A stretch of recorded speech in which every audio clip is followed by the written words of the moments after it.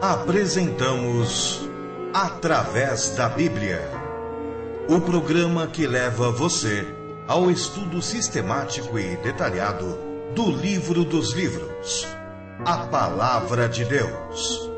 Este projeto, que tem como objetivo estudar toda a Bíblia Sagrada em 5 anos, foi idealizado pelo Dr. J. Vernon McGee. Os estudos são produzidos, contextualizados e apresentados pelo pastor e professor Itamir Neves. Convidamos você, ouvinte, a acompanhar esta jornada através da Bíblia. Olá, amigo, estamos iniciando mais um programa da série Através da Bíblia. É com satisfação que me dirijo a você, agradecendo a sua companhia e convidando-o para mais um tempo de reflexão e estudo na Bíblia Sagrada, a Palavra de Deus. Você sabe, tenho repetido e vou repetir mais algumas vezes ainda durante o nosso projeto, que estamos vivendo dias em que a pregação e estudo bíblico não têm sido tratados como deveriam estar sendo tratados. Até das nossas igrejas, dos púlpitos delas e de outros tantos locais, nas rádios, nas TVs, em que se pretensamente se afirma proclamar a palavra de Deus, nós temos constatado que o genuíno ensino não tem merecido a atenção daqueles que se dizem porta-voz do Senhor. Ao ouvirmos certas pregações com base no livro de Malaquias, por exemplo, o livro que nós estamos estudando, temos percebido um grande número de interpretações equivocadas. Por isso mesmo é que temos dedicado todo o nosso esforço e empenho para que os programas que temos levado ao ar sejam relevantes e veículos úteis nas mãos de Deus para levá-lo à maturidade cristã ou à salvação em Jesus Cristo. E nós louvamos a Deus porque esses objetivos têm sido alcançados. Mas você pode perguntar, mas como é que vocês sabem disso? Sabemos isso exatamente pela comunicação que temos com vocês. Cada um de vocês que escreve para nós, manda um e-mail, um telefonema, nos dá essa certeza de que estamos caminhando com segurança. E hoje eu registro o e-mail que a Maria Inajá nos enviou da cidade de Camaragibe, no estado de Pernambuco. Foi essa a sua mensagem. Perdi meu pai há pouco tempo e mergulhei numa terrível depressão. Estou em tratamento médico e psicoterapêutico. Ainda assim me sinto confusa e acho que falta alguma coisa. Ficarei agradecida. Acredito que ele também possa me ajudar, embora já esteja acompanhando sempre toda a programação da RTM. Eu gostaria que vocês me ajudassem em oração. Que Deus abençoe a todos. Querida irmã, agradecemos o seu e-mail e nos sentimos felizes quando percebemos que Deus tem nos usado para a edificação de muitos irmãos. Na verdade, o que nos alegra é percebermos que aqueles que têm recebido as nossas mensagens têm sido encorajados a buscar mais a Deus. Nós vamos atender o seu pedido e continuar orando para você, para que, dentro em breve, bem em breve, você esteja totalmente restabelecida. Maria, nós louvamos a Deus porque Ele tem usado esse programa para a tua edificação e queremos contar com a sua parceria também. E, na verdade, queremos contar com a parceria de todos vocês que nos dão o privilégio da sua audiência. Queremos contar com as suas orações. Orem em favor desse programa para que Deus fale agora a cada um de nós. Vamos orar, vamos pedir exatamente isso ao Senhor. Pai querido, agradecemos pelo teu cuidado e proteção e pedimos que o Senhor nos ilumine pelo teu Santo Espírito para que possamos entender a tua palavra. Pedimos também que sejamos capacitados por Ele a te obedecer. Tu sabes o desejo que temos de honrar e glorificar o teu nome. Receba o nosso louvor, a nossa adoração. Mas, Senhor, agora te pedimos com muito carinho que o Senhor atenda a oração da Maria, que o Senhor a tire dessa depressão, que o Senhor fale ao seu coração, que ela possa se restabelecer e louvar o Senhor, engrandecer o Senhor, como ela vinha fazendo até então. Te louvamos porque o Senhor atende a nossa oração. Receba o nosso louvor, a nossa adoração. Fazemos isso em nome de Jesus. Amém. Fortalece a fé, conhecer nosso Deus. Querido amigo, hoje temos como propósito estudarmos o texto desta primeira parte do livro de Malaquias, que nós temos chamado de declínio religioso do povo de Israel. Nós vamos estudar todo o texto de Malaquias capítulo 1, versículo 1, até o capítulo 2, versículo 9, o texto, inclusive, que nós estudamos no último programa. E embora já tenhamos analisado o texto detalhadamente, agora é hora de fazermos uma revisão. É hora de olharmos para o texto de um modo completo para entendermos a sua mensagem global. Quando olhamos para o texto dessa maneira geral, percebemos que ele nos mostra como podemos conquistar novas vitórias. É interessante, nós podemos verificar isso também ao lermos o texto de uma maneira única. Você já ouviu falar sobre anorexia? Eu vou repetir, anorexia. Ora, a anorexia é uma doença que resulta na perda do apetite e leva a pessoa a emagrecer muito, tornando inclusive um risco à sua vida. Você deve ter ouvido isso muitas vezes, essas modelos que têm que ficar magras para serem paparicadas pelas agências de modelos e assim por diante, elas têm que emagrecer muito. E muitas vezes elas exageram e ficam com essa doença. Elas são anorexas. Sabemos da importância do alimento para a vida. Quem não se alimenta, morre. E hoje eu quero falar sobre uma anorexia bastante ignorada. Ela não é a física, não. Ela é a espiritual. Pedro, o apóstolo, nos mostrou a importância desse alimento, do alimento, para a nossa vida espiritual. Você deve se lembrar dessas palavras. Desejai ardentemente, como crianças recém-nascidas, o genuíno leite espiritual, para que por ele vos seja dado o quê? Crescimento para a salvação. Ora, nós já somos salvos, mas o fato é que nós precisamos crescer nessa salvação. Você deve se lembrar também das palavras de Paulo em Filipenses capítulo 2, quando ele recomenda que nós desenvolvamos a nossa salvação. E isso só será possível através de uma alimentação adequada, através do genuíno leite espiritual. É no mínimo interessante como as Escrituras, na sua simplicidade, nos trazem ensinamentos maravilhosos. Jesus incentivou os seus ouvintes a priorizarem não o alimento de pães e peixes, porque esse alimento perece, mas o alimento que subsiste para a vida eterna. Lembre-se dessas palavras e confira lá em João capítulo 6, versículos 26 e 27. Em Mateus 4:2, nós lemos o seguinte, que Jesus, após 40 dias de jejum, 40 dias e 40 noites de jejum, ele teve fome. Isso do ponto de vista físico, é exatamente isso. Porém, do ponto de vista espiritual, ele estava bem alimentado. Veja bem, Jesus optou pelo alimento espiritual e o fato de Jesus jejuar lhe deu forças para resistir a Satanás.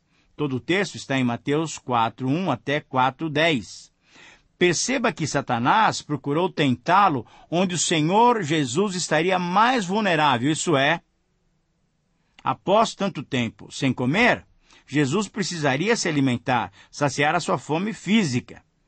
Evidentemente que o alimento espiritual de Jesus fez com que ele resistisse o que seria aquele momento da sua maior dor, a fome.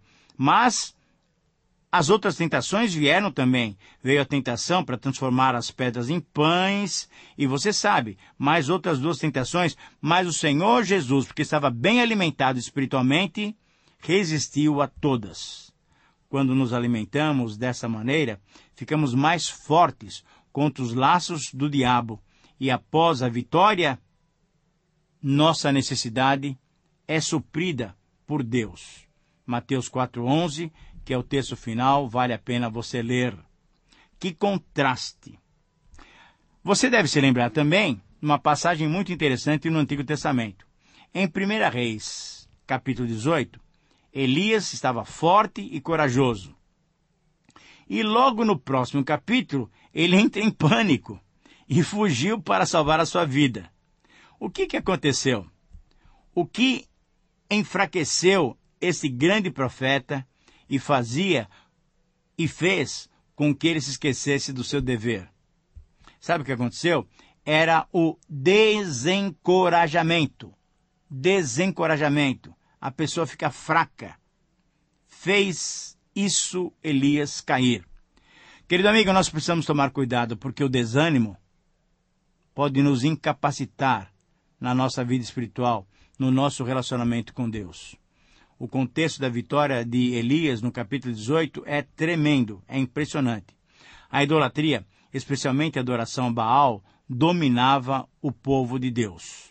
O rei e a rainha dessa nação, Acabe e Jezabel, eram totalmente corruptos. Nesse ambiente espiritual desanimador, a voz solitária de Elias soava em oposição a esta idolatria a Baal. Então, chega no momento em que ele lançou um desafio aos profetas para disputarem, para ver quem era o Deus verdadeiro. E você se lembra do episódio. A competição seria das mais simples. Seriam preparados sacrifícios no altar e o Deus que respondesse com fogo do céu para queimar o sacrifício seria então o Deus verdadeiro, seria o Deus vencedor. E você lembra, os resultados foram o quê? Inconfundíveis. Os idólatras clamaram a Baal desde manhã cedinho até o meio da tarde. E o que aconteceu? Não houve resposta. Inclusive, Elias ficou falando, olha, falem mais alto, gritem mais alto. Talvez ele foi passear, está descansando, enfim. Ele testou aqueles homens e eles se cortavam todos e não houve resposta. Em contraste, Elias cavou uma valeta grande em volta do altar, molhou o animal com 12 baldes de água, molhou a valeta, enfim, ela ficou cheia de água, e calmamente ele pediu ao Senhor que o consumisse, que consumisse aquele sacrifício, aquele altar, aquela madeira, para mostrar quem era o verdadeiro Deus. O que aconteceu? O fogo de Deus não somente consumiu o animal, mas também as pedras do altar, a água, a terra, a madeira, enfim, tudo. E essa demonstração dramática convenceu o povo e os falsos profetas então foram executados. Mas, e infelizmente, nós temos sempre um mais também na história bíblica, imediatamente após, Elias partiu para Jezreel, uma localidade, onde Jezabel mandou dizer para o profeta que planejava matá-lo no dia seguinte. O que aconteceu? Desencorajamento, desanimação. Elias fugiu desanimado e apavorado. Aí ele disse ao Senhor que queria morrer, e então fugiu durante 40 dias e 40 noites. Foi caminhando, foi embora. O desânimo nem sempre é pecaminoso, mas leva ao pecado frequentemente. Nesse caso, a depressão do profeta levou-o a esquecer o seu posto de serviço, levou-o a fraquejar na sua fé em Deus, e finalmente ele pecou. Sabe por quê? Ele se tornou egoísta. Ele se queixou que era o único restante que servia a Deus fielmente. E você sabe que isso não era verdade. A vida de Elias, então, oferece um modelo útil para nós estudarmos o desencorajamento. O que causa o desencorajamento e como vencê-lo. Valeria a pena a gente estudar um pouco mais sobre isso. E eu quero te estimular a fazer isso. Ironicamente, um dos principais fatores que produziam o desânimo de Elias, sabe o que foi? Foi a grande vitória que ele tinha conseguido no Monte Carmelo contra os falsos profetas de Baal. Vitórias espirituais decisivas são momentos especialmente vulneráveis.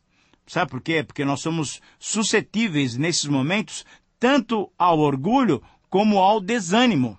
É interessante isso. Nesse caso, sem dúvida, Elias ruiu diante do desânimo. Ele previu um reavivamento espetacular. Talvez até ele esperasse que Acabe e Jezabel, de algum modo, conduzissem a nação, então, ao arrependimento, a um movimento em que Deus seria novamente honrado e glorificado. E assim o desafio continuado de Jezabel, dizendo que iria matá-lo, foi uma grande decepção. E ele entrou em depressão, ele ficou plenamente desanimado. A mesma coisa, querido amigo, pode acontecer conosco. Quando as coisas vão bem, as nossas expectativas se tornam ainda maiores. E então vem o revés, e aí ficamos desencorajados. Será que está destinado a nós as mesmas atitudes que tiveram os judeus que voltaram do exílio? Era uma grande vitória a volta do exílio, a reconstrução do templo. Será que temos que proceder de igual maneira como os sacerdotes nos dias de Malaquias? Eu creio que não. Honestamente, creio que não. Por isso, então, podemos analisar todo esse texto, que já foi objeto da nossa reflexão, dando a todo o texto de Malaquias 1:1 até 2:9 o seguinte título: Conquistando Novas Vitórias. Conquistando Novas Vitórias, então, é o título para Malaquias, capítulo 1, versículo 1 até capítulo 2, versículo 9. Uma abordagem completa dessa primeira divisão de Malaquias, que temos chamado de declínio religioso, pode ser feita com a finalidade de percebermos, então, todo o seu conteúdo. Quando fazemos esse tipo de abordagem, percebemos que depois de grandes conquistas e vitórias, todos nós, tementes a Deus, somos suscetíveis a períodos de declínio espiritual em nossas vidas. Assim, nessa primeira divisão de Malaquias, somos alertados a mantermos vigilância sobre as nossas vidas para não nos acomodarmos diante das vitórias. O estudo desse trecho de Malaquias, então, pode nos ajudar nos dias de hoje. Quando olhamos para trás, querido amigo, podemos agradecer ao Senhor pelas vitórias concedidas a nós, individualmente e coletivamente. Você certamente frequenta alguma igreja, então, coletivamente, muitas vezes, Deus tem nos dado vitória. E com certeza absoluta, eu sei que na tua vida pessoal, o Senhor também lhe tem concedido vitórias. Mas nós temos exemplos a seguir. O proceder do povo de Israel, ou o proceder do apóstolo Paulo.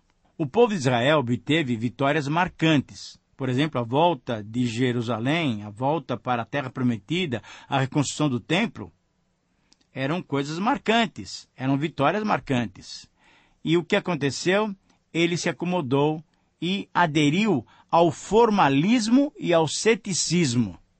Era para cultuar? Cultuavam a Deus de qualquer maneira. Corremos o risco semelhante. O apóstolo Paulo, entretanto, que enfrentou diversas circunstâncias difíceis, esquecendo-se das coisas que ficavam para trás, sabe o que ele fazia? Avançava para novas vitórias, para aquelas que ainda diante dele estavam. Ele prosseguia para o alvo, para o prêmio da soberana vocação de Deus em Cristo Jesus. E então, querido amigo, este é o desafio para cada um de nós. Leia, reflita um pouco sobre as palavras de Paulo em Filipenses 3, 13 e 14. Malaquias, então, sugere 3 atitudes que nós devemos tomar para não nos acomodarmos com as conquistas passadas e nos movermos para novas vitórias. Crermos no amor de Deus, apesar das circunstâncias difíceis. Darmos honra ao nome de Deus, celebrando-lhe um culto agradável, e renovarmos o compromisso da nova aliança estabelecida no sangue de Jesus Cristo. Então, o princípio que esse texto nos aponta, que esse texto nos desafia, o princípio que encontramos nesse texto, pode ser dado nessa expressão, nessa frase. Devemos aproveitar os períodos das grandes vitórias como base para conquistas de outras maiores vitórias.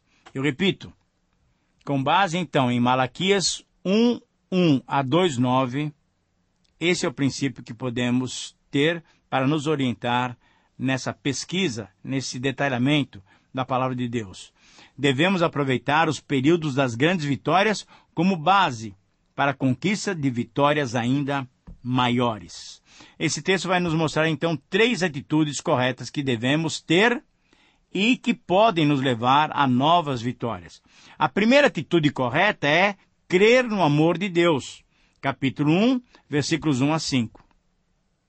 Sentença pronunciada pelo Senhor contra Israel por intermédio de Malaquias. Eu vos tenho amado, diz o Senhor, mas vós dizeis, em que tem-nos amado?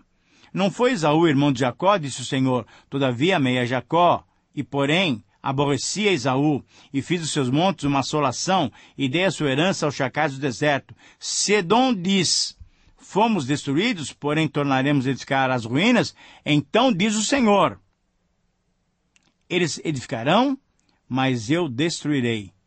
E Edom será chamada terra de perversidade, povo contra quem o Senhor está irado para sempre. Os vossos olhos o verão, e vós direis, grande é o Senhor também fora dos limites de Israel. Querido amigo, precisamos crer nesse amor. E o amor foi revelado nessa declaração feita por Deus. Mas veja bem, não é simplesmente um amor verbalizado, é um amor concretizado. E esse amor, em segundo lugar, é percebido. A base dele é a decisão eletiva de Deus. Querido amigo, você que está me ouvindo aí, Deus tem te eleito para que você ouça a palavra de Deus, para que você caminhe com segurança. Portanto, creia nesse amor de Deus. E o amor, então, é demonstrado através de ações concretas do Senhor Deus. Reveja a sua vida. Olhe para alguns meses atrás. Veja como Deus tem abençoado você. E então creia no amor de Deus. Essa é a primeira atitude para realmente conquistarmos novas vitórias. A segunda atitude para conquistarmos novas vitórias é honrar o nome de Deus. Versículos 6 a 14. O filho honra o pai, o servo ao seu senhor. Se eu sou pai, onde está a minha honra? Se eu sou senhor, onde está o respeito para comigo? Mas vós dizeis, em que desprezamos o teu nome? Ora, ofereceis sobre o meu altar pão imundo e ainda perguntais em que dia havemos profanado? Nisto que pensais, a mesa do Senhor é desprezível. Quando trazeis animal cego para o sacrificardes, não é isso mal? E quando trazeis o coxo ou enfermo, não é isso mal? Ora, apresenta-o ao teu governador. Acaso terá ele agrado em ti e te será favorável, diz o Senhor dos Exércitos. Agora, pois, suplicai o favor de Deus, que nos conceda a sua graça, mas com tais ofertas nas vossas mãos, aceitará ele a vossa pessoa? Tomara, houvesse entre vós quem feche as portas para que não acendesses em vão o fogo do meu altar. Querido amigo, nós precisamos entender claramente isso. Honrar a Deus através da reverência devida. Devemos honrar a Deus através de uma celebração sincera. Nós devemos honrar a Deus através de uma consagração verdadeira. E aí, nós chegamos então a uma terceira atitude, que é renovar o nosso compromisso com a aliança feita com Deus. Capítulo 2, versículos 1 a 9, que nós estudamos no último programa, nos mostra que é importante renovar esse compromisso de aliança com o nosso Deus. E isso podemos fazer através de 3 afirmações, exigindo de todos, e Deus exige de todos nós, um serviço de todo o coração, vivendo no temor do Senhor e andando nos caminhos do Senhor. Quando nós honramos a Deus, nos comprometemos novamente com Ele, com essas atitudes, nós estamos preparados para conquistar novas vitórias. O que Deus requer de nós é uma crença no seu amor imutável, uma celebração individual sincera, uma celebração coletiva sincera e um compromisso sério com Deus. O que Deus oferece a nós? O seu amor imutável, o seu nome grande e terrível e uma aliança de vida e paz. Que o Senhor possa nos abençoar e que possamos nos alegrar com esse grandioso e maravilhoso Deus. Um grande abraço e até o próximo programa. Terminamos mais uma apresentação do programa Através da Bíblia. Esperamos que você nos escreva, dando a sua opinião sobre o que ouviu. O nosso endereço é Caixa Postal 18.113, CEP 04626-970, São Paulo, São Paulo. Ou pelo e-mail através da Bíblia @transmundial.com.br. Este programa foi produzido nos estúdios da Transmundial. Meu pecado sim expirou na cruz, e por graça sem igual, salvou-me meu Jesus.